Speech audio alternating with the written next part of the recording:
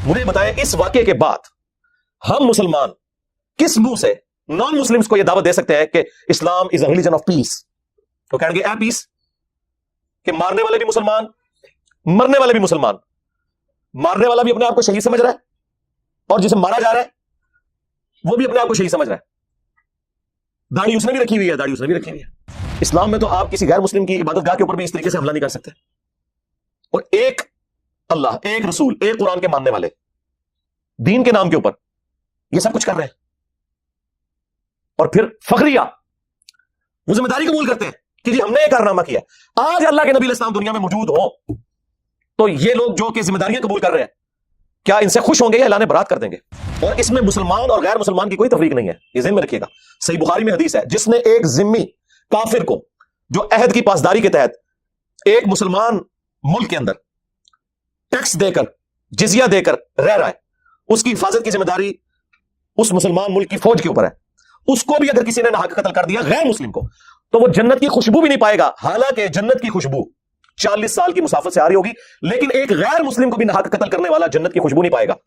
مسلمان تو چھوڑ دیں، وہ کتنا بڑا جرم ہے۔ ترمذی کے الفاظ ہے کہ اگر زمین و آسمان کی ساری مخلوقات مل کے ایک مومن کو قتل کرتے ہیں تو اللہ تعالیٰ پرواہ نہیں کرے گا کہ یہ پوری زمین و آسمان کی مخلوقات ایک طرف ہے، سارے جہنم میں پھینک دیے جائیں گے ایک مومن کے قتل کے بدلے میں۔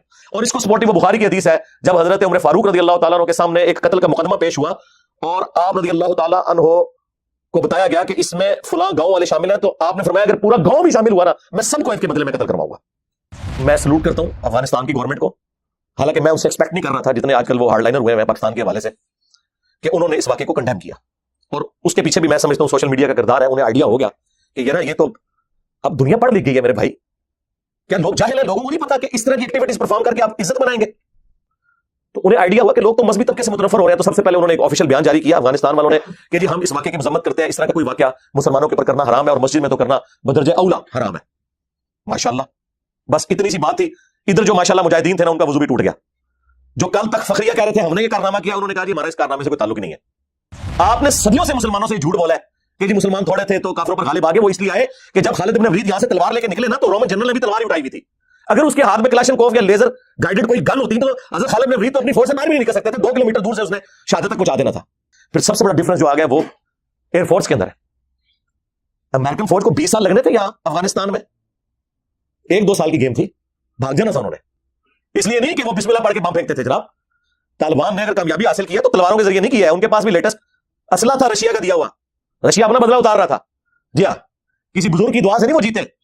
اور پولیٹیکل لیڈرز کا یہ حال ہے کہ ایک ٹیبل پہ بیٹھنے کے لیے تیار نہیں ہے، اتنی اکڑ ہے، یعنی کامن ایشوز کے اوپر بھی بیٹھنے کے لیے تیار نہیں ہو رہے۔ یار اکانومی پہ بیٹھے، میں نے کئی دفعہ کہا کہ چارٹر آف اکانومی اور چارٹر آف ڈیموکریسی یہ 2 لکھ لیے جائیں۔ حکومت کوئی بھی ہے دوسرے پہ ملبہ نہیں ڈال سکتی کہ انہوں نے IMF سے معاہدہ کیا تھا، ہمارا کیا لینا دینا۔ سب کے سائن ہو، چاہے اپوزیشن لیڈر ہے چاہے وہ پرائم منسٹر ہے، تاکہ جب بھی کوئی حکومت چینج ہو اس کے اوپر کوئی کسی کے ساتھ گیم نہ کر سکے، جس طرح آج کر رہے ہیں۔ اب خان صاحب کو پتا ہے وہ جاتے ہوئے کیا کر کے گئے، لیکن ماشاءاللہ پوری دلیری سے باتیں کر رہے ہیں اور ان کا سودا بک رہا ہے۔ اور یہ جو چیمپئن آگے سنایا کرتے تھے ہمیں کہ جناب ایک دفعہ ہمیں حکومت دے تو ہم یہ کر دیں گے وہ کر دیں گے، ان کی نیلی بھی آپ کے سامنے کھل کے آ چکی ہے۔ اب یہ کہہ رہے ہیں ہمیں تو اندازہ ہی نہیں تھا کہ اتنی بڑی تباہی ہوئی ہے، تو سرکار پھر اڑدا تیر بغرچ لیا کیوں چیز ہے جی اندازہ نہیں سی تو پولیٹیکل انسٹیبلٹی ہی اکانومی کو نیچے لے جاتی ہے۔ چلنے دو یار، 5 سال اسمبلیاں، 3.5 سال برداشت کر لیا تھا، 1.5 سال اور کر لیتے یار، کیا فرق پڑتا ہے، کیا ہو جانا تھا۔ لیکن ایٹ لیسٹ اسٹیبلٹی تو ملک کے اندر آئے۔ اس ملک کے اندر آپ کو کوئی ایک خیر کی چیز یونٹی کے پوائنٹ آف ویو سے کوئی نظر آتی ہے؟ کوئی ایک چیز کہ ہاں جی یہ ہے سب سے بڑا خیر ہمارا دین ہو سکتا تھا، اس میں بھی فرقے کیا فرقیاں بھی بنی ہوئی آگے، پولیٹیکل لیڈرز ایک دوسرے کے جانی دشمن۔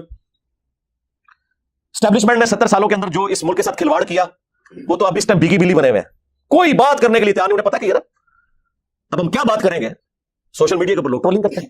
اور یہ بات میں کوئی فخر یعنی دکھ سے کر رہا ہوں، کسی ملک میں اللہ نہ کرے کہ ایسا ہو کہ پاکستان کی عوام اور پاکستان کی فوج آمنے سامنے آ جائے، یہ کبھی نہیں ہونا چاہیے کسی بھی ملک کے لیے۔ پاکستان کے لیے تو ہم بالخصوص بات کریں گے، لیکن ظاہر ہے کہ 70 سال کی غلطیاں صرف 2-4 ٹویٹیں کرنے سے اور اے پولیٹیکل کی اناؤنسمنٹ کرنے کے پریس کانفرنس کرنے سے تو معاف نہیں ہوں گے۔ یہ کوئی کمپیوٹر کا پروگرام تو نہیں جو انڈو کر کے آپ پرانی پوزیشن پہ لے جائیں گے، یہ تو انڈو نہیں ہوتا، یہ ڈو تو ہوتا ہے، کچھ سالوں کے اندر انڈو کرتے ہوئے صدیاں لگ جاتی ہیں، تو وہ ہم بھگت رہے ہیں۔ آپ دیکھ رہے ہیں ہمارے بچے شہید ہو رہے ہیں وہاں پہ۔ یہ دیکھیں یہ کیسی کہانی ہے آ کے نا آپ کو یہ ویلاگر سنا رہے ہیں جی پاکستان ایک خاص مقصد کے لیے بنا ہے، یہ کوئی اللہ کا خاص فضل ہے، انشاءاللہ اس کو کچھ نہیں ہوگا، اور چھڑ دو۔ یہ ساری آپ کہانیاں نا 1971 میں بھی کرواتے تھے، بنگلہ دیش بن گیا، ہاں آپ کی قنوت نازلہ دری کی دری رہ گئی، پاکستان جب بنا تھا تو اس وقت بنگلہ دیش پاکستان کا حصہ تھا نا، بلکہ پاکستان بنانے والے وہ لوگ تھے. اس وقت بھی آپ کو یہی کہانیاں چل رہی ہوتی تھی جناب. انہیں جی پاکستان ہوتے اللہ آتا ہے جی، 2 ٹوٹے ہو گیا. آج تک ہمارا وہ زخم نہیں ہم سی سکے. چلو ان کی حق میں تو بہتر ہو گیا، ان کی تو اکانومی اوپر چلی گئی. یہ کہانیاں چھوڑ دیں. ہم بچپن سے نا یہ سنتے آ رہے ہیں جی پاکستان پہ اللہ کا ایسا فضل ہے، جو آتا ہے کھاتا ہے لیکن ملک میں کچھ نہیں ہوتا. جی اللہ پتا کیا جی، ہاں ہو رہا سی، وہ اندر ساری خرابی سی. وہ آخری ٹائم میں پتا لگتا ہے کہ 4th سٹیج کا کینسر ہو چکا ہے.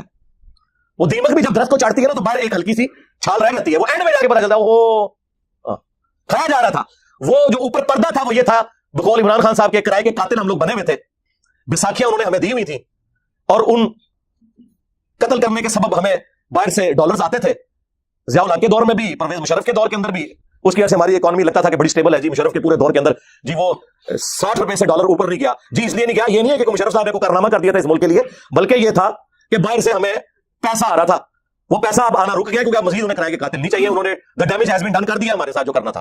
ہاں جی اب انہیں کوئی کرائے کے قاتل نہیں چاہیے. اب باہر سے ڈالرز آنا بند ہو گئے. اب ہمیں اپنی اوقات پتہ چل گئی ہے. پیسہ جس کے پاس ہے وہ تو آپ کو کہے گا کہ اللہ کے نبی چٹائی میں بیٹھتے تھے. ہاں جی جس کو پلاٹ ملے ہوئے ہیں، جس نے اربوں ڈالر بنا لیے ہیں، جبکہ اس کی پوری زندگی کیا، اس کی پوری نسلوں کی تنخواہیں اتری نہیں تھیں جتنے اس نے ایسٹس بنا لیے ہیں، تو ظاہر ہے کہ وہ ہر سال ایک نیا ترانہ ریلیز کر کے آپ کو سنائیں گے اور آپ جھومیں گے. یہ باتیں ہم اس وقت کرتے تھے جب یہ باتیں کرنے پہ پی ٹی آئی والے ہمیں کہتے تھے علی بھائی آپ کو کچھ پتا نہیں. ہاں ہوں پتا لگا کیوں پتا ہے تو وڈے نو یا منو ہوں تو وڈا بھی وہی گلا کرتا ہے جی میں کرنا. ایک لادہ بات ہے کہ وڈا بہت ہی آگے نکل گیا. میں کبھی بھی یہ پاکستان اور انڈیا کی جو گریلا جنگیں آپس میں کہ اوپر سے امن کے معاہدے ہیں، اٹامک تنصیبات کا بھی تبادلہ ہو رہا ہے ماشاء اللہ تعالی، اور فوجیں بھی بارڈر پہ موجود ہیں، لیکن اندر بندے گھسا کے ایک دوسرے کی عوام کو مارنا، تکلیف میں رکھنا، اس چیز کی کوئی اجازت نہیں اسلام کے اندر. اور ان چیزوں نے ہمیں نقصان پہنچایا. یہاں کی کئی جہادی تنظیمیں جو ایکٹیویٹی پرفارم کرتی رہیں آج بے روزگار ہو گئے. FATF حافظہ اللہ تعالی کی برکت سے، اور بعد میں ضرب عزب حافظہ اللہ تعالی، اور رد الفساد حافظہ اللہ تعالی، اور ابھی کوئی نیا حافظہ اللہ بھی آنے والا ہے یہ پشاور انسیڈنٹ کے بعد. تو اس کی برکت سے اب سب کو سمجھ آ گئی ہے کہ ان چیزوں کا کوئی فائدہ نہیں ہے. قرآن و سنت کی روشنی میں تو یہ پہلی فراڈ تھا جو کچھ ہو رہا تھا، لیکن اس کے خلاف جو بھی بولتا تھا اسے کہتے تھے یہ غدار وطن ہے. جو لوگ ان کو اس وقت مت دیا کرتے تھے وہ غدار وطن تھے. تو آج انہیں میڈلز بنانے چاہیے کہ تم نے ذلیل و خوار کر کے اس قوم کو اس پستی میں گرا کے جو سبق سیکھا ہے، تو ایٹ لیسٹ ان لوگوں کا شکریہ ادا کرو جو اس وقت تمہیں سمجھایا کرتے تھے. آج بھی سنبھل جاؤ، ورنہ آپ یہ دیکھ لیں جو پشاور انسیڈنٹ ہوا ہے. یار مجھے بتائیں اس واقعے کے بعد ہم مسلمان کس منہ سے نان مسلمز کو یہ دعوت دے سکتے ہیں کہ اسلام از اے ریلیجن آف پیس؟ وہ کہیں گے اے پیس، کہ مارنے والے بھی مسلمان، مرنے والے بھی مسلمان. مارنے والا بھی اپنے آپ کو شہید سمجھ رہا ہے، اور جسے مارا جا رہا ہے وہ بھی اپنے آپ کو شہید سمجھ رہا ہے. داڑھی اس نے بھی رکھی ہوئی ہے، داڑھی اس نے بھی رکھی ہوئی ہے، اور فخریہ ذمہ داریاں قبول کی جاتی ہیں. یار مسجد میں، اسلام میں تو آپ کسی غیر مسلم کی عبادت گاہ کے اوپر بھی اس طریقے سے حملہ نہیں کر سکتے. اور ایک اللہ، ایک رسول، ایک قرآن کے ماننے والے دین کے نام کے اوپر یہ سب کچھ کر رہے ہیں. اور پھر فخریہ وہ ذمہ داری قبول کرتے ہیں کہ جی ہم نے یہ کارنامہ کیا ہے. آج اللہ کے نبی علیہ السلام دنیا میں موجود ہوں تو یہ لوگ جو کہ ذمہ داریاں قبول کر رہے ہیں، کیا ان سے خوش ہوں گے یا اعلان برات کر دیں گے؟ اللہ کے نبی علیہ السلام تو ان سے فرمائیں گے کہ بھائی قرآن تم نے نہیں پڑھا تھا. سورۃ المائدہ کی آیت نمبر 32 کہ جس نے ایک جان کو ابھی ناحق قتل کیا سوائے 2 استثناء کے، کہ قتل کے بدلے قتل ہو رہا ہو، اور وہ بھی جوڈیشری کے تھرو قاتل کو قتل کیا جائے گا. یہ نہیں کہ انہوں نے ہمارے اتنے بندے مارے ہم اتنے مار دیں گے نہ. یا فساد فی الارض کرتا ہو وہ بھی جوڈیشری کے تھرو. یہ نہیں ہے کہ میں ڈیسائیڈ کروں گا کہ یہ جو ہے غدار وطن ہے اور یہ حب الوطنی کا سرٹیفکیٹ سے ملتا ہے, نہیں, جوڈیشری کے تھرو. یہ دو استثناء, ان کے سوا اگر کسی انسان نے دوسرے انسان کو قتل کیا, انسان کو, مسلمان نہیں, کوئی بھی زیرو انسان, گویا اس نے پوری انسانیت کا قتل کیا. اور جس نے ایک جان کی زندگی بچائی گویا اس نے پوری انسانیت کو بچا لیا. اور پھر جس شان سے اللہ تعالیٰ نے سورۃ البقرہ میں فرمایا وَلَكُمْ فِي الْقِصَاصِ حَيَاةٌ يَا أُولِي الْأَلْبَابِ, قتل کے بدلے قتل کرنے میں انسانیت کی زندگی چھپی ہے اے عقل مندو, تاکہ تم بچ سکو. باقی تمام گناہوں کے لیے اسلام میں یہ ہے کہ معافی اور درگزر کی روش اختیار کرو, لیکن قتل اتنا بڑا جرم ہے کہ اس کے اگینسٹ اللہ نے فرمایا کہ قتل کے بدلے قتل کرنے میں انسانیت کی زندگی چھپی ہے, کیونکہ قتل کے بدلے جب قتل آپ نہیں کریں گے تو ڈیٹرنس نہیں ہوگی, ڈیٹرنس نہیں ہوگی تو قاتل کو اور موقع ملے گا. اور اس میں مسلمان اور غیر مسلمان کی کوئی تفریق نہیں ہے, یہ ذہن میں رکھیے گا. صحیح بخاری میں حدیث ہے, جس نے ایک ذمی کافر کو جو عہد کی پاسداری کے تحت ایک مسلمان ملک کے اندر ٹیکس دے کر جزیہ دے کر رہ رہا ہے, اس کی حفاظت کی ذمہ داری اس مسلمان ملک کی فوج کے اوپر ہے. اس کو بھی اگر کسی نے ناحق قتل کر دیا غیر مسلم کو, تو وہ جنت کی خوشبو بھی نہیں پائے گا, حالانکہ جنت کی خوشبو 40 سال کی مسافت سے آ رہی ہوگی, لیکن ایک غیر مسلم کو بھی ناحق قتل کرنے والا جنت کی خوشبو نہیں پائے گا. مسلمان تو چھوڑ دیں, وہ کتنا بڑا جرم ہے. وہ اتنا بڑا جرم ہے کہ سنن نبی داؤد میں حدیث ہے کہ اللہ تعالیٰ یا تو شرک کو معاف نہیں کرے گا قیامت کے دن, جو سورہ النساء میں 2 دفعہ آ چکا ہے, ان اللہ لا یغفر ان یشرک بہ ویغفر ما دون ذلک لمن یشاء. یعنی اگر کوئی دنیا سے بغیر توبہ کے گیا, توبہ اگر کر لی تو معافی ہے. وہ تو سورۃ الفرقان میں ہے کہ ہم شرک کے کانٹیکسٹ میں کہ ہم گناہوں کو بھی نیکیوں سے بدل دیں گے اگر مرنے سے پہلے توبہ کر لی. لیکن اگر بغیر توبہ کے مر گیا کسی مؤمن کو قتل کرنے والا, تو وہ بھی قیامت والے دن اللہ کے حضور قابل معافی نہیں ہے. 2 لوگ قابل معافی نہیں ہے, نمبر 1 شرک کرنے والا, اور نمبر 2 ایک مؤمن کا قتل ناحق کرنے والا. اس کے اوپر تو کتنی احادیث ہیں, بخاری اور مسلم دونوں میں حدیث ہے کہ قیامت کے دن سب سے پہلے قتل کے مقدمے کا فیصلہ ہوگا. ابو داؤد میں حدیث ہے سب سے پہلے نماز کا سوال کیا جائے گا, اور اس کی ایکسپلینیشن سنن نسائی کے اندر ہے کہ حقوق اللہ میں سب سے پہلے نماز کے بارے میں سوال ہوگا, اور حقوق العباد میں سب سے پہلے قتل کے مقدمے کا فیصلہ ہوگا. اور وہ فیصلہ اس لیول کا ہے کہ سنن نبی داؤد میں جامع ترمذی میں حدیث موجود ہے کہ مقتول جسے دنیا میں ناحق قتل کیا گیا تھا, وہ اپنے قاتل کو پیشانی کے بالوں سے پکڑ کے گھسیٹتا ہوا اللہ کے عرش کے پائے کے پاس پہنچ جائے گا اور کہے گا کہ یا اللہ آج مجھے انصاف چاہیے کہ اس شخص نے میری زندگی کیوں چھینی تھی مجھ سے. یعنی اس کی اتنی فریگنس ہوگی, اور نبی اسلام کے الفاظ ہیں کہ اس کی رگوں سے خون بہ رہا ہوگا, اور اس نے اپنے قاتل کو پکڑا ہوگا پیشانی کے بالوں سے. اتنا سینسٹیو ایشو.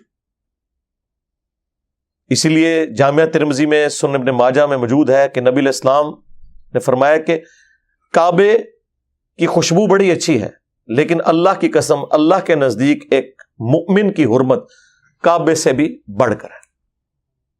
اس طرح ترمذی کے اندر آیا ہے کہ اگر کوئی شخص پوری دنیا کو تباہ و برباد کر دے, اور پوری دنیا میں مکہ مدینہ بھی آتے ہیں, اس سے بڑا جرم ہے کسی مؤمن کو ناحق قتل کرنا اللہ کے نزدیک. ایک ترمذی میں روایت ہے, اس کی سند میں کلام ہے, لیکن اپنے اصول میں وہ حدیث بالکل ٹھیک ہے, کیونکہ بخاری میں اسے سپورٹیو ایک حدیث ہے. ترمذی کے الفاظ ہیں کہ اگر زمین و آسمان کی ساری مخلوقات مل کے ایک مومن کو قتل کر دے تو اللہ تعالیٰ پرواہ نہیں کرے گا کہ یہ پوری زمین و آسمان کی مخلوقات ایک طرف ہیں، سارے جہنم میں پھینک دیے جائیں گے ایک مؤمن کے قتل کے بدلے میں.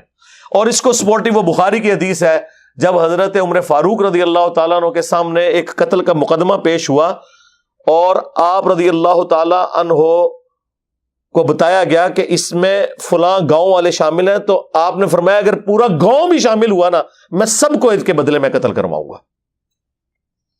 یہ جناب انسانی جان کی اہمیت ہے. اور یہاں پہ آپ دیکھ لیں انسانی جان کی کوئی اہمیت نہیں، اور ایک مسلمان دوسرے مسلمان کو قتل کر رہا ہے اسلام کے نام کے اوپر. یہ کون سا اسلام ہے؟ اور پھر میں سلوٹ کرتا ہوں افغانستان کی گورنمنٹ کو، حالانکہ میں ان سے ایکسپیکٹ نہیں کر رہا تھا جتنے آج کل وہ ہارڈ لائنر ہوئے ہیں پاکستان کے حوالے سے، کہ انہوں نے اس واقعے کو کنڈیم کیا. اور اس کے پیچھے بھی میں سمجھتا ہوں سوشل میڈیا کا کردار ہے. انہیں آئیڈیا ہو گیا کہ یار یہ تو اب دنیا پڑھ لکھ گئی ہے میرے بھائی، کیا لوگ جاہل ہیں؟ لوگوں کو نہیں پتا کہ اس طرح کی ایکٹیویٹیز پرفارم کر کے آپ عزت بنائیں گے.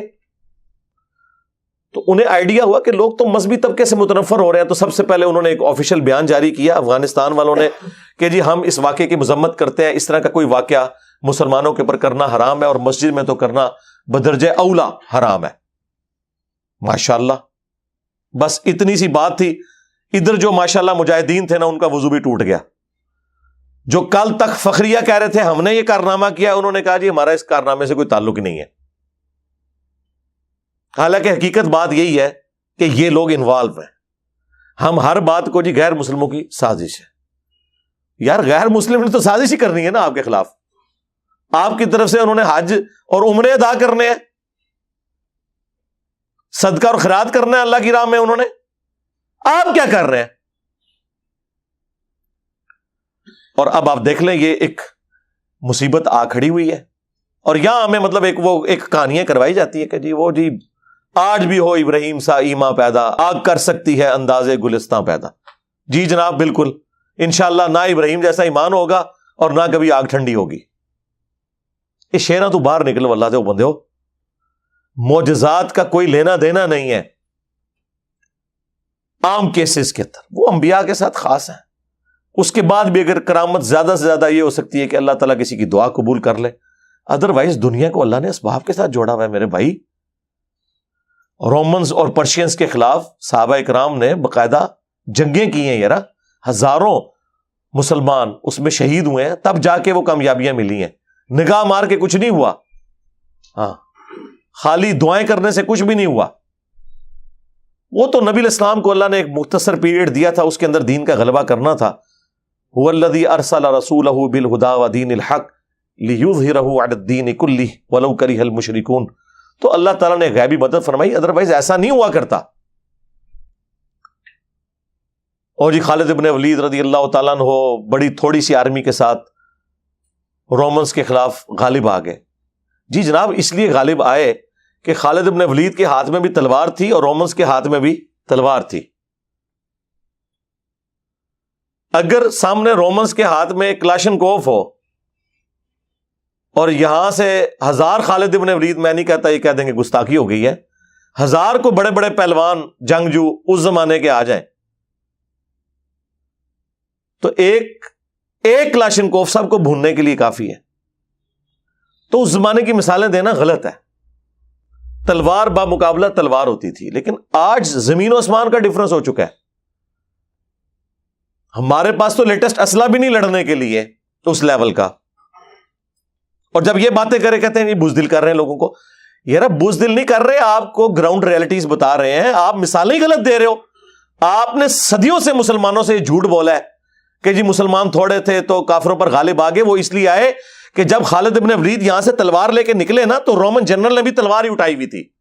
اگر اس کے ہاتھ میں کلاشن کوف یا لیزر گائیڈڈ کوئی گن ہوتی تو حضرت خالد ابن ولید تو اپنی فورس سے باہر بھی نہیں نکل سکتے تھے. 2 کلومیٹر دور سے اس نے شہادت تک پہنچا دینا تھا، جو آج ہو رہا ہے. کے پی میں آپ دیکھ لیں لیٹسٹ اسلحہ 2 کلومیٹر سے وہ تھرمل سینس کر کے وہ اکوپمنٹ لاک کرتا ہے کہ یہ بندے 2 کلومیٹر دور سے اور ایگزیکٹ ہٹ کرتے ہیں. اور ہماری پولیس کے پاس جس قسم کا ویپن ہے وہ تو 200 فٹ سے بھی نہ کام کرے. اندازہ کرے. اور جی تھوڑے تھے ہم غالب آئے خدا کے لیے. پھر سب سے بڑا ڈفرنس جو آ گیا وہ ایئر فورس کے اندر ہے. امریکن فوج کو 20 سال لگنے تھے یہاں افغانستان میں. 1-2 سال کی گیم تھی, بھاگ جانا تھا انہوں نے. اس لیے نہیں کہ وہ بسم اللہ پڑھ کے بم پھینکتے تھے جناب. طالبان نے اگر کامیابی حاصل کی ہے تو تلواروں کے ذریعے نہیں کی ہے. ان کے پاس بھی لیٹسٹ اسلحہ تھا رشیا کا دیا ہوا. رشیا اپنا بدلہ اتار رہا تھا. جی ہاں, کسی بزرگ کی دعا سے نہیں وہ جیتے. آج لوگ مثالیں دیتے ہیں, دیکھ لیں ان کے پاس گاڑیاں سب کچھ لیٹسٹ. کسی اجمیر شریف والے کی بنائی ہوئی گاڑی نہیں ہے, کسی بغداد شریف والے کے بنایا ہوا کوئی اسلحہ نہیں ہے. جی ہاں, جی بزرگوں کی بڑی خدمات ہے. تو تب وہ غالب آئے لیٹسٹ اسلحے کی بنیاد پہ. لیکن 20 سال لگے ہیں صرف اس وجہ سے کہ طالبان مار کھاتے تھے ایئر فورس کے اندر. ادروائز امریکن 1 سال نہیں وہاں نکال سکتے تھے. لیکن کیا ہے, وہ کارپیٹ بمبنگ کرتے تھے, اتنی جانیں شہید ہو جاتی تھی مسلمانوں کی. لیکن اس میں چونکہ خرچہ ہوتا تھا تو وہ پھر آہستہ آہستہ ود ڈرا کر کے. ادروائز کامیابی تو ضرور ہے, لیکن یار یہ جو کامیابی ہے یہ کتنی تکلیف سے ہے. لاکھوں مسلمان شہید ہوئے, مینٹل ماڈلز بدل گئے لوگوں کے, وہاں کی نسلوں کا سوچنے کا زاویہ بدل گیا.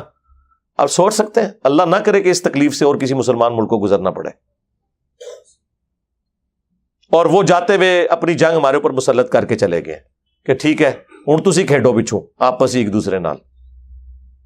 اور آپ دیکھ رہے ہیں کہ ہم مطلب کتنا سکون آ گیا تھا ضرب عزب, رد الفساد اور ان چیزوں کے بعد. اب دوبارہ سے وہ پھر آپریشن, اب یہ کہہ رہے ہیں جی ہم پلان کریں گے. کیا پلان کریں گے, پیسہ ہے کوئی نہیں ہے جی, اور ریزروز جو ہیں وہ نیچے گر رہے ہیں. خالی دعاؤں سے تو کچھ نہیں ہونا. اور پولیٹیکل لیڈرز کا یہ حال ہے کہ ایک ٹیبل پہ بیٹھنے کے لیے تیار نہیں ہے. اتنی اکڑ ہے, یعنی کامن ایشوز کے اوپر بھی بیٹھنے کے لیے تیار نہیں ہو رہے. یار اکانومی پہ بیٹھے. میں نے کئی دفعہ کہا کہ چارٹر آف اکانومی اور چارٹر آف ڈیموکریسی یہ 2 لکھ لیے جائیں. حکومت کوئی بھی ہے دوسرے پہ ملبہ نہیں ڈال سکتی کہ انہوں نے IMF سے معاہدہ کیا تھا, ہمارا کیا لینا دینا. سب کے سائن ہو, چاہے اپوزیشن لیڈر ہے چاہے وہ پرائم منسٹر ہے, تاکہ جب بھی کوئی حکومت چینج ہو اس کے اوپر کوئی کسی کے ساتھ گیم نہ کر سکے, جس طرح آج کر رہے ہیں. اب خان صاحب کو پتا ہے وہ جاتے ہوئے کیا کر کے گئے ہیں, لیکن ماشاءاللہ پوری دلیری سے باتیں کر رہے ہیں اور ان کا سودا بک رہا ہے. اور یہ جو چیمپئن آ کے سنایا کرتے تھے ہمیں کہ جناب ایک دفعہ ہمیں حکومت دیں تو ہم یہ کر دیں گے وہ کر دیں گے, ان کی نااہلی بھی آپ کے سامنے کھل کے آ چکی ہے. اب یہ کہہ رہے ہیں ہمیں تو اندازہ ہی نہیں تھا کہ اتنی بڑی تباہی ہوئی ہے. تو سرکار پھر اڑدا تیر بغل چ لیا کیوں سی جے اندازہ نہیں سی تانوں. پولیٹیکل انسٹیبلٹی ہی اکانومی کو نیچے لے جاتی ہے. چلنے دو یار, 5 سال اسمبلیاں, 3.5 سال برداشت کر لیا تھا, 1.5 سال اور کر لیتے یار, کیا فرق پڑتا ہے, کیا ہو جانا تھا. لیکن ایٹ لیسٹ اسٹیبلٹی تو ملک کے اندر آئے.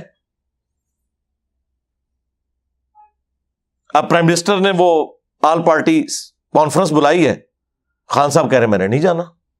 ٹھیک ہے سرکار, اگر آپ کی ایگو ہرٹ ہو رہی ہے آپ نہ جائیں, اپنا ریپ کوئی بھیج دیں یار.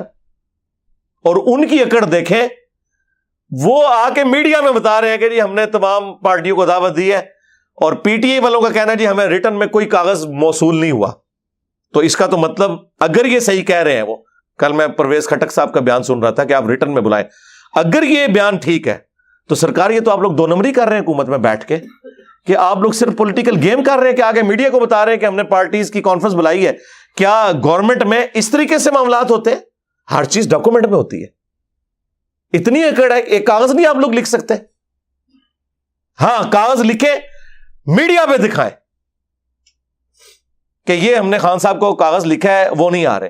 ٹھیک ہے, پھر پاکستانی عوام کا کام ہے کہ خان صاحب سے پوچھے گی کہ ہاں جناب اب یہ کسی ذات کے جھنڈے کے لیے نہیں بیٹھ رہے, ملک کے لیے بیٹھ رہے. پھر نہ وہ بیٹھے تو دیکھیں پھر قوم ان سے خود پوچھے گی. لیکن میں اپنی بات کرتا ہوں, میں ان کی جگہ ہونا تو میں کاغذ کا بھی انتظار نہ کروں. خود نہیں جانا چاہتا, ایٹ لیسٹ اپنا ریپ بھیجوں کہ یار چلو فی الحال کو معاملہ آگے سٹارٹ تو ہو کہ کیا کرنا ہے, کیا ڈیسیژن کرنا ہے.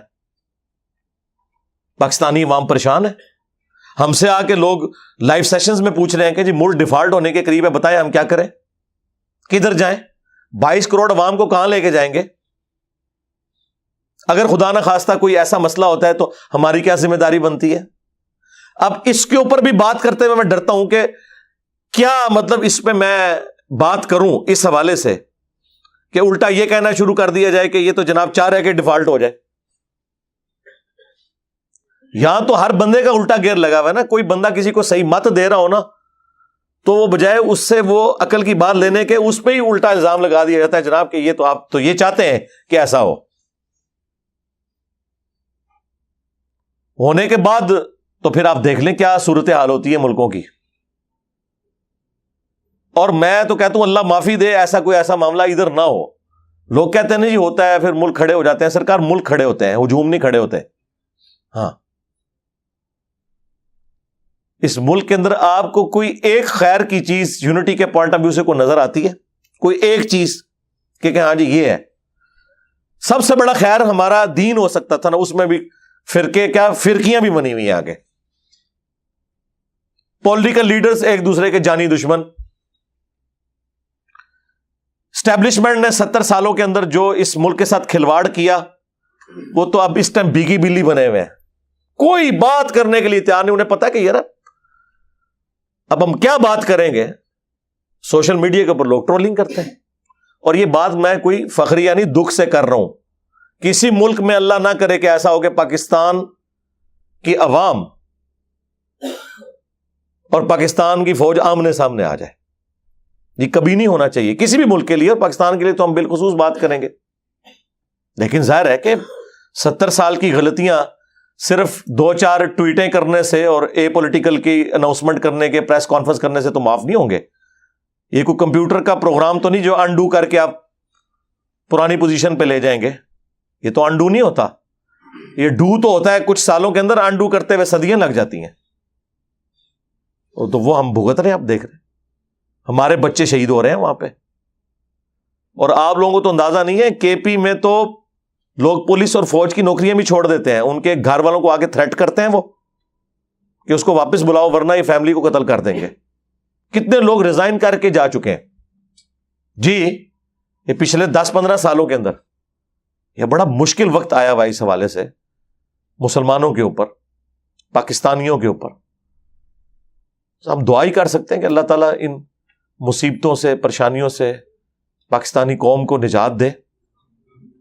لیکن صرف دعائیں کرنے سے کچھ نہیں ہونا جب تک کہ ہم انسان کے بچے نہیں بنتے, اپنا قبلہ درست نہیں کرتے. کچھ بھی نہیں ہونا. جی ہمیں بچپن سے جی پاکستان جو ہے, یہ دیکھیں یہ کیسی کہانی ہے. آ کے نا آپ کو یہ ویلاگر سنا رہے ہیں جی پاکستان ایک خاص مقصد کے لیے بنا ہے, یہ کوئی اللہ کا خاص فضل ہے, انشاءاللہ اس کو کچھ نہیں ہوگا. اور چھڑ دو یہ ساری آپ کہانیاں نا 1971 میں بھی کرواتے تھے. بنگلہ دیش بن گیا, ہاں آپ کی قنوت نازلہ دھری کی دھری رہ گئی. پاکستان جب بنا تھا تو اس وقت بنگلہ دیش پاکستان کا حصہ تھا نا, بلکہ پاکستان بنانے والے وہ لوگ تھے. اس وقت بھی آپ کو یہی کہانیاں چل رہی ہوتی تھی جناب. انہیں جی پاکستان اتنے اللہ کا ہاتھ ہے جی, 2 ٹوٹے ہو گیا. آج تک ہمارا وہ زخم نہیں ہم سی سکے. چلے ان کے حق میں تو بہتر ہو گیا, ان کی تو اکانومی اوپر چلی گئی. یہ کہانیاں چھوڑ دیں. ہم بچپن سے نا یہ سنتے آ رہے ہیں جی پاکستان پہ اللہ کا ایسا فضل ہے, جو آتا ہے کھاتا ہے, لیکن ملک میں کچھ نہیں ہوتا. جی ان لاکھ پتا کیا جی ہاں اور ایسی وہ اندر ساری خرابی سی. وہ آخری ٹائم ہی پتا لگتا ہے کہ 4th سٹیج دا کینسر ہو چکا ہوا ہے. وہ دیمک بھی جب درخت کو چاٹتی ہے نا تو باہر ایک ہلکی سی چھال رہ جاتی ہے, وہ اینڈ میں جا کے پتا چلتا ہے کھایا جا رہا تھا. وہ جو اوپر پردہ تھا وہ یہ تھا, بقول عمران خان صاحب کے کرائے کے قاتل ہم لوگ بنے ہوئے تھے. بیساکھیاں انہوں نے ہمیں دی ہوئی تھیں, اور ان قتل کرنے کے سبب ہمیں باہر سے ڈالرز آتے تھے. ضیاء الحق کے دور میں بھی, پرویز مشرف کے دور کے اندر بھی, اس کی وجہ سے ہماری اکانومی لگتا تھا کہ بڑی سٹیبل ہے. جی مشرف کے پورے دور کے اندر جی وہ 60 روپے سے ڈالر اوپر نہیں گیا. جی اس لیے نہیں گیا, یہ نہیں ہے کہ کوئی مشرف صاحب نے کوئی کارنامہ کر دیا تھا اس ملک کے لیے, بلکہ یہ تھا کہ باہر سے ہمیں پیسہ آ رہا تھا, وہ پیسہ اب آنا رک گیا کیونکہ اب مزید انہیں کرائے کے قاتل نہیں چاہیے, انہوں نے the damage has been done کر دیا ہمارے ساتھ جو کرنا تھا. ہاں جی, اب انہیں کوئی کرائے کے قاتل نہیں چاہیے, اب باہر سے ڈالرز آنا بند ہو گئے ہیں, اب ہمیں اپنی اوقات پتہ چل گئی ہے. اچھا یہ کہہ رہے ہیں جی وہ $2 ارب فلاں دے دے گا, 1 ارب, اچھا جی وہ بھی تو مک جانا ہے. جس طرح جب ایک باپ مرتا ہے اور اولاد بجائے کاروبار کرنے کے اس کا پیسہ کھانا شروع کرتے تو جائیداد تو ایک دن ختم ہی ہو جاتی ہے نا. یہ پیسے مل بھی جائیں تو ہم کیا کریں گے جب تک ہم اپنے آپ کو خود کھڑا نہیں کرتے اکانومی کے پوائنٹ آف ویو سے. زراعت کے اندر پاکستان یعنی دنیا میں زرخیز ترین جگہوں میں سے ہے, پانی کی اویلیبلٹی ہے, لیکن دیکھ لیں گندم ہم باہر سے منگوا رہے ہیں اور سعودیہ ایکسپورٹ کر رہا ہے. چند سالوں کے اندر انہوں نے ڈیسیژن کیا ہے, جا کے ذرا یوٹیوب کے اوپر دیکھیں کہ کس طریقے سے انہوں نے وہاں پہ گندم اگائی ہے, وہ ایکسپورٹر بن گیا. تو ہمارا گراف تو نیچے سے نیچے ہی جا رہا ہے. بس وہ جی جو بھی آتا ہے نا ایک بھاشن دے کے چلا جاتا ہے, نہیں جی نہیں انشاءاللہ تعالی سب خیر ہوئے گی. اور یہ بھاشن وہ آپ کو دے رہے ہوتے ہیں جن کے اپنے پاس سب کچھ اس ملک سے لوٹا ہوا گھر میں ہوتا ہے. سرکار جب آپ کا پیٹ بھرا ہوا ہے, آپ کے پاس ساری فیسلٹیز موجود ہیں, میں اکثر کہتا ہوں پاکستان دنیا میں جنت ہے اس شخص کے لیے جس کے پاس تھوڑا سا پیسہ ہے. اتنے پیسے کے ساتھ آپ دنیا میں کہیں یاشی نہیں کر سکتے. یا جس ملک میں 4-5 ہزار روپے میں پورا مہینہ کام کرنے والی آپ کو مل جائے, جائیں ذرا یورپ اور امریکہ میں 2 ہفتے بعد کام کرنے والی آتی ہے اور آپ سوچ نہیں سکتے, افورڈ ہی نہیں کو کر سکتا, اس لیے سب لوگ کام اپنا خود کرتے ہیں. ایک ریزن یہ بھی ہے, تو دسیا جاتا ہے بڑے محنتی نے, محنتی وونتی کوئی نہیں نے, وہ گل ہے کہ افورڈ نہیں کر سکتے. آپ کو کہتے ہیں وطن کی مٹی سے بڑا پیار ہے اس لیے لاش ادھر آ رہی ہے, اس لیے نہیں سرکار وہاں پہ قبر بہت مہنگی ہے اس لیے لاش ادھر آتی ہے. ہاں سانو کہانیاں نہ کراؤ, سانو پتہ ہے. اللہ دے بندے ہو. تو یہاں پہ صورتحال آپ کے سامنے, پیسہ جس کے پاس ہے وہ تو آپ کو کہے گا کہ اللہ کے نبی چٹائی پہ بیٹھتے تھے. ہاں جی, جس کو پلاٹ ملے ہوئے ہیں, جس نے اربوں ڈالر بنا لیے ہیں, جبکہ اس کی پوری زندگی کیا اس کی پوری نسلوں کی تنخواہیں اتنی نہیں تھیں جتنے اس نے ایسٹس بنا لیے ہیں, تو ظاہر ہے کہ وہ ہر سال ایک نیا ترانہ ریلیز کر کے آپ کو سنائیں گے اور آپ جھومیں گے. یہ باتیں ہم اس وقت کرتے تھے جب یہ باتیں کرنے پہ پی ٹی آئی والے ہمیں کہتے تھے علی بھائی آپ کو کچھ پتا نہیں. ہاں ہوں پتا لگا کنوں پتا ہے, تواڈے وڈے نو یا منو, ہوں تواڈا وڈا بھی وہی گلاں کردا ہے جہڑیاں میں کرنا. ایک لازہ بات ہے کہ وڈا ہوں بہت ہی آگے نکل گیا. تو اللہ سے ڈریں, ریالٹی کو سمجھیں, یہ جذباتی باتیں چھوڑ دیں. اللہ خیر کرے گا, اللہ تب خیر کرے گا. اللہ تعالیٰ نے واضح سورۃ الانفال میں فرمایا کہ اللہ تعالیٰ نے کبھی کسی قوم سے نعمت نہیں بدلی جب تک کہ وہ خود ایسے کرتوت نہ کر لیں کہ اللہ تعالیٰ ان سے نعمت وہ چھین لے. اسی کو وائس ورسا کر لیں کہ اللہ تعالیٰ کسی قوم کی حالت کبھی بہتر نہیں کرے گا جب تک کہ وہ اپنے حالات و واقعات کو دیکھتے ہوئے اپنے حالات و واقعات کی روشنی میں تناظر میں ایفرٹ پٹ کر کے اپنے حالات بہتر نہیں کر لیتا. اللہ تعالیٰ نے کیوں حالت بدلنی ہے؟ اللہ نے دنیا کو اس باب کے ساتھ جوڑا ہوا ہے. یہ نہیں ہے کہ آپ نے دروشی پڑھنا ہے تو آپ کا پیٹ بھر جانا ہے, 10 دفعہ سورہ اخلاص پڑھنی ہے تو آپ کی پیاس ختم ہو جانی ہے. نہ سرکار, ایسے نہیں ہوتا. پتہ ان کو بھی ہے کہ ایسے کچھ نہیں ہوتا, لیکن بس قوم کو تسلیوں پہ لگایا ہوا ہے. اور قوم بھی آپ دیکھ لیں ماشاء اللہ تعالی, ہر گھر میں 1-2 پاگل موجود ہیں جو بےچارے پوری فیملی کے لیے کمائی کرتے ہیں. پاکستان میں تو یہی ہے. آج یہ باہر سے ریمیٹنس ختم ہو جائے, آج یہ چیریٹی والا معاملہ تل پٹ ہو جائے, تو آپ دیکھیں ادھر کیا حالات و واقعات بنے. اللہ نہ کرے گا ایسا ہو. دعا تو ہم کر سکتے ہیں, لیکن جب تک کرتوت اپنے ٹھیک نہیں کریں گے, ہر بندہ ایمانداری کے ساتھ اپنا کام نہیں کرے گا, بجائے ایک دوسرے کے کاموں میں لچ تلنے کے اپنے کاموں کے اوپر توجہ نہیں دیں گے, پھر اسی طرح ہم پٹتے رہیں گے. بس صرف تقریریں آپ سن لیں, بھاشن آپ سن لیں, باقی جو ہے وہ آپ صورتحال آپ کے سامنے. اب چونکہ پرویز مشرف صاحب کا بھی ذکر ہوا ہے, ابھی یہ پبلک سیشن شروع کرنے سے پہلے ہی مجھے پتا چلا کہ ان کی ڈیتھ ہو گئی ہے. انا للہ و انا الیہ راجعون. دبئی میں وہ تھے زیر علاج ایک امریکن ہاسپٹل کے اندر کچھ عرصے سے، آلموسٹ 80 ایئرس ایج تھی ان کی، اور ابھی یہی گیم چل رہی ہے کہ وہ ان کی ڈیڈ باڈی یہاں شفٹ ہوگی کہ نہیں، ہو جانی چاہیے یار، بندہ مر گیا، اب اپنے انجام کو پہنچ چکا ہے، اللہ کو خود جواب دے ہے۔ بحیثیت انسان تو ہم یہی دعا کریں گے اللہ تعالیٰ ان کی غلطیوں سے درگزر فرمائے، اور کوئی اگر کوئی نیکی کے کام انہوں نے کیے ہیں تو ان کا اجر اللہ تعالیٰ ان کو دے۔ باقی ظاہر ہے کہ لا تزر وازرۃ وزر اخری، کوئی جان بوجھ اٹھانے والی قیامت کے دن دوسرے کے گناہوں کا بوجھ نہیں اٹھا سکتی، وہ تو اللہ تعالیٰ کا واضح فیصلہ ہے۔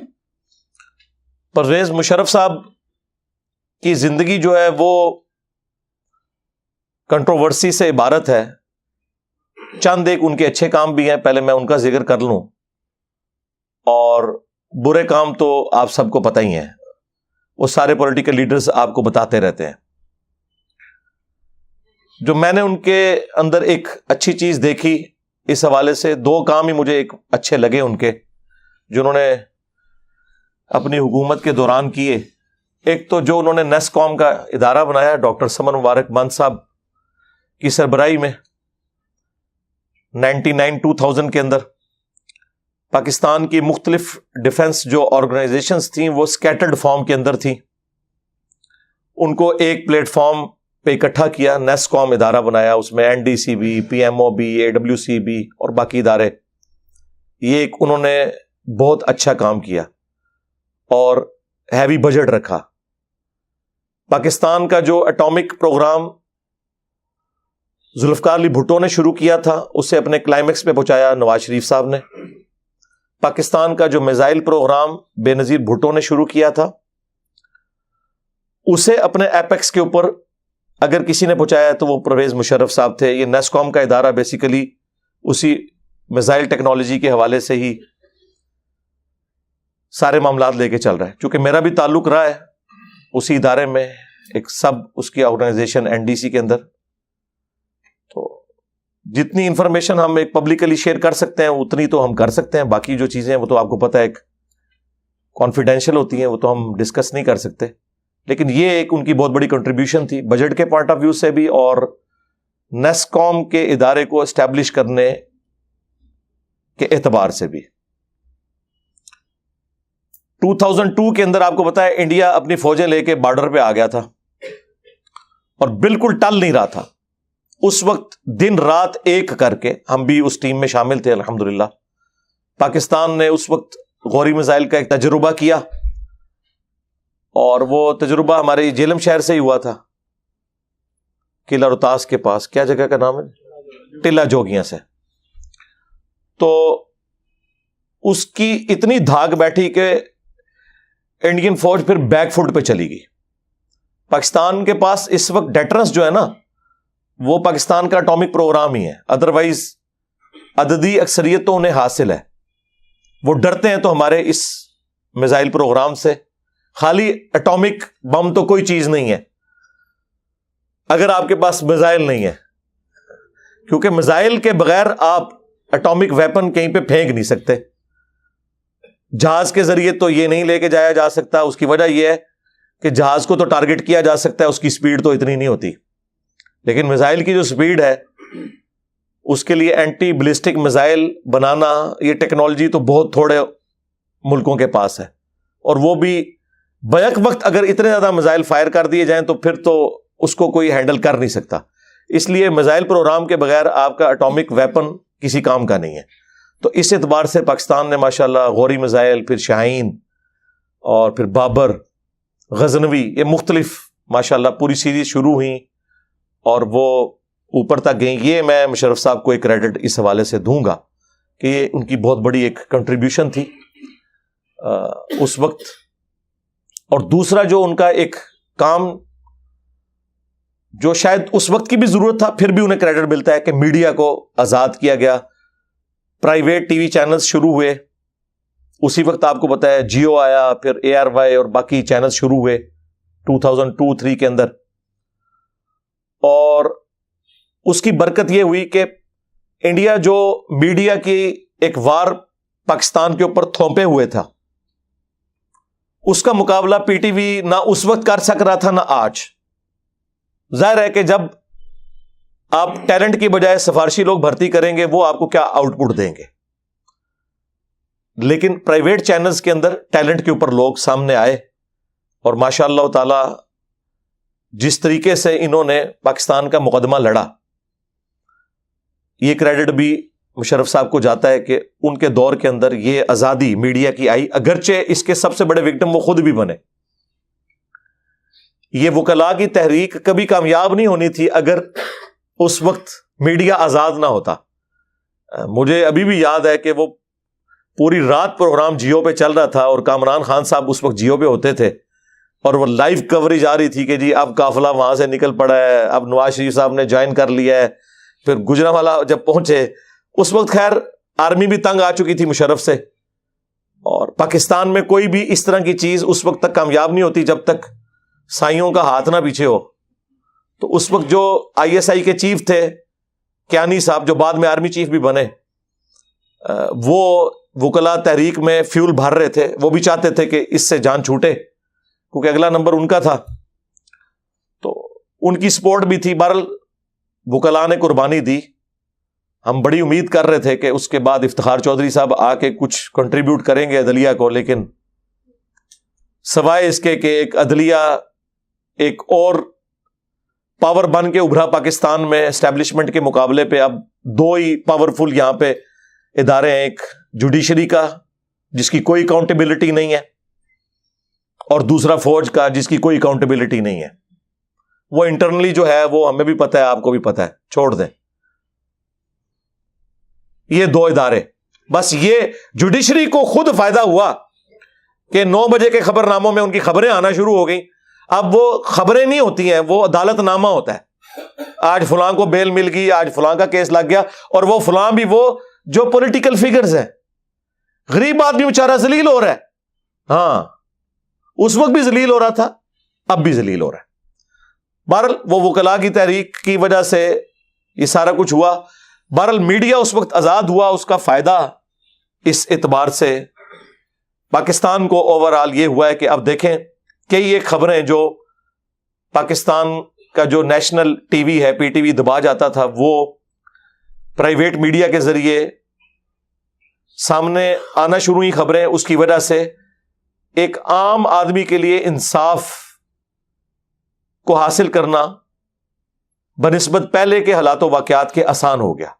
اب تو خیر یہ سوشل میڈیا نے تو دنیا ہی زیر زبر کر دی ہے نا.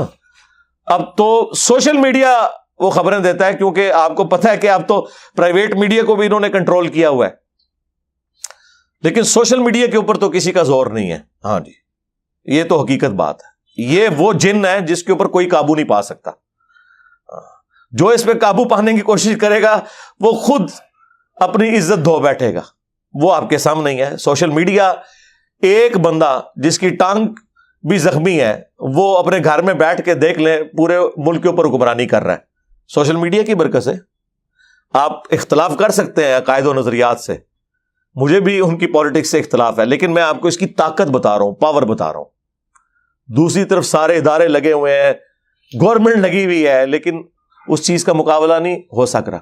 تو یہ سوشل میڈیا اور پھر اسی دوران انٹرنیٹ سروس اور پھر یوٹیوب کا بھی ایک بوم آ گیا. یہ ساری وہ چیزیں, تو مجھے ان کی پوری زندگی میں دو یہ چیزیں ایسی پازیٹیو نظر آئی ہیں جو میں ان کی موت کے موقع پر ڈسکس کرنا میں نے ضروری سمجھا. باقی جو نیگیٹو پوائنٹ ہے وہ تو ظاہر ہے کہ بہت بڑے لیول کے ہیں. پاکستان کو جو لاس پہنچا, اب یہ ساری باتیں میں اس لیے کر رہا ہوں کہ وہ کوئی ان کی پرسنل چیزیں نہیں ہیں. میں یہاں پہ ان کی پرسنل لائف ڈسکس نہیں کروں گا کہ ان کی ذاتی زندگی کیسی تھی, وہ ان کا اور اللہ کا معاملہ ہے. لیکن جو معاملات ان کی ذمہ داری سے ریلیٹڈ ہیں وہ قیامت تک ڈسکس ہوں گے. وہ تو اللہ تعالیٰ نے یوسف علیہ السلام کے بھائیوں کو معاف نہیں کیا جو ڈبل صحابی تھے. حضرت یعقوب علیہ السلام کے بھی صحابی تھے اور حضرت یوسف علیہ السلام کے بھی, لیکن آج تک برادران یوسف کی مثال دی جاتی ہے. وہ جب کوئی نقصان اس لیول کا ہوتا ہے پھر اس کو ہم ڈسکس کرتے ہیں, اس میں وہ کوئی غیبت کرنا نہیں ہوتا اور وہ کسی کا کوئی چھپا ہوا عیب سامنے لانا نہیں ہوتا, کیونکہ بخاری مسلم دونوں میں حدیث ہے, تم میں سے ہر شخص نگہبان ہے اس سے اس کی رعیت کے بارے میں پوچھا جائے گا. پھر نبی علیہ السلام نے فرمایا کہ ایک حاکم اپنی رعایا کے اوپر نگہبان ہے, اللہ تعالیٰ اس سے پوچھے گا کہ تو نے رعایا کے ساتھ کیا اس نے سلوک کیا, کیا انصاف پرووائڈ کیا. پھر نبی علیہ السلام نے فرمایا ایک مرد اپنی بیوی اور بچوں کے اوپر حاکم ہے. پھر نبی علیہ السلام نے فرمایا اسی حدیث میں ایک بیوی اپنے خاوند کے مال اور بچوں کے اوپر حاکم ہے, اس سے اس کے بارے میں پوچھا جائے گا. حتیٰ کہ بخاری اور مسلم دونوں میں حدیث موجود ہے کہ نبی علیہ السلام نے فرمایا کہ بدترین گڈریا اگر کوئی ہو سکتا ہے نا تو وہ ہے جو انسانوں کے اوپر حاکم بنایا گیا ہے. اگر وہ ان کے ساتھ انصاف نہیں کرے گا, زیادتی کرے گا, تو وہ جنت کی خوشبو بھی نہیں پائے گا. ہاں, یہ لوگوں کو شوق تو بڑا ہے پرائم منسٹر بننے کا, لیکن انہیں پتہ ہی نہیں ہے کہ اس کا انجام کیا ہونے والا ہے. پریزیڈنٹ بننے کا شوق تو تھا, لیکن اس کا انجام کیا ہونے والا ہے. تو مشرف صاحب کا پورا ایک ٹینیور جو ہے نا اس حوالے سے یعنی نیگیٹو چیزوں سے تو بھرا پڑا ہوا ہے, جس کی وجہ سے پاکستانی قوم نے بھگتا. سب سے پہلا دھچکا تو لگا یہ جو کارگر والا تماشا ہوا, جو انہوں نے کیا, اور اس ماڈرن دور کے اندر اس قسم کی حرکتیں کر کے اور اپنے آپ کو کہنا کہ ہم کوئی مجاہد ملت بن گئے ہیں. یار کن خوابوں کی دنیا میں رہ رہے ہو. نہ قرآن کی روح سے یہ اجازت ہے کہ گریلا وار کی جائے, سورۃ الانفال میں حرام قرار دیا گیا اس طرح کی وار کرنے کو. اور اللہ تعالیٰ نے فرمایا جب تک معاہدہ اعلانیہ نہیں توڑو گے کسی قوم کے خلاف تم جنگ نہیں ڈکلیئر کر سکتے. اسی وجہ سے مولانا مودودی رحمہ اللہ تعالیٰ نے 1948 میں پاکستان کی فوج کا کشمیر میں داخلے کے اوپر فتویٰ دیا تھا کہ یہ غلط ہے, اعلانیہ جنگ ڈکلیئر کریں, اندر کھانے والا یہ معاملہ نہ کریں کہ اوپر سے دوستی ہے اور اندر یہ.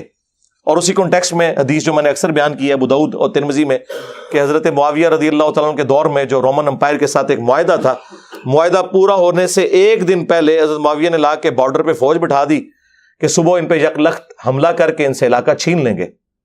تو ایک صحابی نے گھوڑے کو ایڑی لگائی اور فرنٹ پہ سامنے آ کے کھڑے ہو گئے کہ میں تمہیں یہ کام نہیں کرنے دوں گا, کیونکہ نبی علیہ السلام نے فرمایا تھا کہ جس قوم سے معاہدہ ہو جب تک اعلانیہ نہیں توڑو گے ان پہ حملہ نہیں کر سکتے. یعنی جنگ کے بھی اصول ہیں, یہ نہیں ہے کہ جی محبت اور جنگ میں سب کچھ جائز ہے. وہ ہمارے ایک ایکس ٹویٹر والے بھائی کہا کرتے تھے. تو ایسا نہیں ہے, اسلام میں رولز ہیں, ان کو آپ نے فالو کرنا ہے. بہرحال حضرت معاویہ نے پھر اپنا ڈیسیژن واپس لے لیا کہ ٹھیک ہے یار یہ کام ہم نہیں کریں گے, اگرچہ بظاہر دنیاوی فائدہ ہے لیکن ہم نے یہ کام نہیں کرنا. تو یہ کارگل والا جو معاملہ ہوا جس میں ہزاروں بچے شہید ہوئے, ان کی فیملیز کا کچھ عرصے تک تو پرسان حال کوئی رہا, بعد میں کوئی نہیں. نہ تو ان کو ڈی ایچ اے میں پلاٹ ملے, نہ کوئی انہیں کوئی ہیوی ڈیوٹی کوئی پینشن الاٹ ہوئی. ان شہداء کی فیملیز آج تک دنیاوی تکلیف کو کاٹ رہی ہیں. یہ ایک سب سے بڑا ان کا جرم. دوسرا جرم انہوں نے جو ایک لیجیٹمائز گورنمنٹ کو ماشاء اللہ کے ذریعے الٹ دیا, جو میں بار بار کہتا ہوں کم از کم یار 5 دفعہ اسمبلیاں چلنے دو. وہ آسما جہانگیر والی بات ہے کہ ہر تیسرے دن ایک پودا اکھاڑ کے کہنا ہے کہ یہ پودا بڑا کیوں نہیں ہو رہا. چلنے دو یار, ملک کو بڑا ہوگا. کبھی کسی حکومت نے اپنا وقت پورا نہیں کیا, اور جنہوں نے کیا ہے یہ پچھلی 3 گورنمنٹیں وہ آپ کے سامنے ہیں لولے لنگڑے طریقے سے. اور اب تو یہ پھر ایک اور تماشا لگا پچھلے سال اپریل کے اندر, وہ آپ کے سامنے. تو یہ جو انہوں نے حکومت ختم کی یہ ایک اور ان کے نامہ اعمال میں ایک چیز تھی جس کے بعد یہ سارے معاملات تل پٹ ہوئے. اور وہ تو پھر بعد میں پتا چلا نا کہ وہ کرائے کے قاتل چاہیے تھے امریکہ کو. 9/11 کے بعد وہ اپنے وہ معاملات سیدھے کر رہے تھے. اور تیسری غلطی پھر ہوئی جو افغان وار میں جا کے ہم نے لچ تل دیا. حالانکہ اس وقت کتنے کور کمانڈرز بھی مخالفت کر رہے تھے, لیکن کہنے کو تو یہ کہتے ہیں کہ ہم ادارہ ہے, لیکن حقیقت یہی ہے کہ اوپر والا ایک بندہ کوئی ڈیسیژن کرتا ہے تو نچلے لوگ اختلاف رائے کر سکتے ہیں, ان کی سنی کوئی نہیں جاتی. ہاں پھر ریٹائر ہو کے وہ کتابیں لکھ رہے ہوتے ہیں کہ فلاں وقت یہ ہو گیا, فلاں وقت یہ ہو گیا, اور وہ پھر آج تک ہم بھگت رہے ہیں, اور پتہ نہیں ہماری آنے والی نسلیں بھی شاید بھگتیں. پاکستان کی اکانومی چند بلین ڈالرز کے عوض ہم نے اپنے کئی بلین ڈالرز کا نقصان کروا لیا. سب سے بڑھ کر مینٹل ماڈل اس قوم کے بدل گئے. فوج میں جو مذہبی لوگ تھے ان کے اوپر زندگی تنگ کر دی گئی, کتنے لوگ ریٹائرمنٹ لے گئے, اور بالکل 180 degree change war on terror کے نام کے اوپر. یہ سارے کے سارا معاملہ چلتا رہا.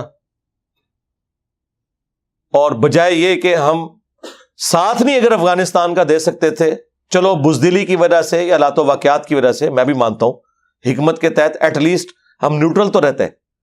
ہم اس سسٹم کا حصہ بن گئے, ہم نے اپنے اڈے دیے. یہ ایک تیسرا ان کے نام اعمال میں جو جرم, اور چوتھا لال مسجد والا واقعہ جس کی ہیٹ پھر پاکستان کے ہر شہر میں فیل کی گئی خودکش حملوں کی شکل میں. یہ سارے انہی کے رشتہ دار تھے نا جو بعد میں پھر بم باندھ کے تو ٹوٹ پڑے ہمارے اوپر, اور پھر ہمیں ضرب عزم, رد الفساد اور یہ سارے معاملات کرنے پڑے.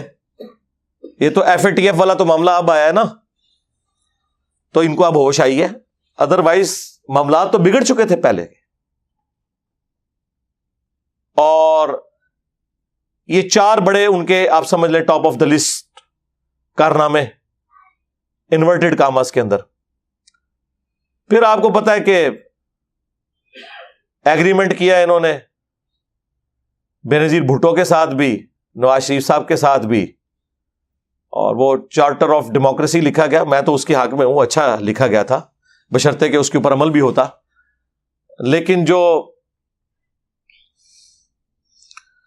ان کے کیسز معاف کیے گئے اور وہ پاکستان کے وسیع تر مفاد میں نہیں بلکہ اپنی کرسی بچانے کے لیے بچی, وہ بھی کوئی نہیں. پھر الٹیمیٹلی 2008 میں ان کو پھر اقتدار چھوڑنا پڑا. پوری زندگی ہمیں سب سے پہلے پاکستان کا درس دیتے رہے اور سب سے پہلے پاکستان سے بھاگے. ٹھیک ہے, ایک آدھ دفعہ عدالتوں میں پیش بھی ہوئے, اور آخری دفعہ تو آپ کو پتا انہوں نے گاڑی کا رخ ہی موڑ کے تو ہاسپٹل میں ایڈمٹ, اور پھر وہاں سے باہر چلے گئے. ہمیں ملی ترانے سناتے رہے پوری زندگی, لیکن خود زندگی انہوں نے دوسرے ملک میں گزاری. اب ان کی ڈیڈ باڈی, جو میں کہتا ہوں کہ ہم یہاں ان لوگوں کے صرف جنازے پڑھنے کے لیے ہیں. ہاں, جب یہ زندہ ہوتے ہیں تو ان سے ہم حب الوطنی کے درد سنتے ہیں اور ملی ترانے سنتے ہیں, اور اس کے بعد ہمیں اخبار میں کہیں چھوٹی سی خبر ملتی ہے کہ اتنے پلاٹ لے کے اور اتنا یکمشت پیسہ لے کے فلاں ملک میں شفٹ ہو گئے. ان کے پاس جو یہ فلیٹس ہیں نا, یہ پوری زندگی کی تنخواہوں سے نہیں خرید سکتے. پوچھے کہاں سے ہیں, کہتے ہیں گفٹ ملے ہیں. تو جنہوں نے گفٹ دیے تو ظاہر ہے کہ وہ اس سسٹم کے بینیفیشری اگر بنے ہیں تو عدلے کا بدلہ تو ہوتا ہے. الٹیمیٹلی پھر ان کی لاشیں آتی ہیں یہاں پہ, اور اگر کوئی جسٹس وقار جیسا کوئی دلیر جج کوئی فیصلہ کر دے, اس کی ٹرولنگ شروع کر دی جاتی ہے, اور تاکہ کوئی بندہ حق کی آواز بلند نہ کر سکے. بہرحال اب چونکہ وہ فوت ہو چکے ہیں, اللہ کا اور ان کا معاملہ ہے, ہم انہیں گالی گلوچ نہیں کرتے. لیکن جو غلطیاں ہیں, جس طرح قرآن میں اللہ تعالیٰ نے اگلی قوموں کے برائیوں کو, چاہے وہ مسلمان تھے یا غیر مسلم تھے, ذکر کیا. بنو اسرائیل نبی علیہ السلام کا اور عیسیٰ ابن مریم کا انکار کرنے سے پہلے مسلمان تھے, اصحاب سبت مسلمان تھے, لیکن اللہ نے ان سب کی برائیوں کا ذکر کیا, ان پہ جو اللہ تعالیٰ کے عذابات آئے ان کا ذکر کیا, اس وجہ سے کہ ہم درس سیکھیں. لہٰذا ہمارے حکمران بھی جو کچھ ہمارے ساتھ کر رہے ہیں یا ہمارے بڑوں نے کیا ہے, ہمارا ایک کام بنتا ہے کہ اس موقع کے اوپر جہاں ہم ان کے لیے دعائیں مغفرت کرتے ہیں کہ اللہ تعالیٰ آخرت کی زندگی ان کے لیے آسان کرے, باقی وہ تو اللہ کی مرضی ہے, وہیں پر ہم ان کی نیگیٹو چیزیں اور پازیٹیو چیزیں دونوں کو ڈسکس کرنا میں نے ضروری سمجھا. اینڈ پہ میں اس حوالے سے سب کے لیے دعا کروں گا, خواہ ہمارے کشمیر کے مسلمان ہوں, خواہ پشاور بم دھماکے میں شہید ہونے والے ہمارے مسلمان بھائی ہوں, خواہ مشرف صاحب, سب کے لیے ہم دعائیں مغفرت کرتے ہیں. جتنے بھی مسلمان فوت ہو چکے, اللہ تعالیٰ ان کی مغفرت فرمائے, انہیں نیک کاموں کا اجر دے, برائیوں سے درگزر فرمائے, اور ہمیں بھی اپنی موت سے پہلے قبر و آخرت کی تیاری کرنے کی توفیق عطا فرمائے. صلو علی محمد وآل محمد, اللہم صلی علی محمد وعلی آل محمد واصحاب محمد وازواج محمد اجمعین الی یوم الدین, آمین.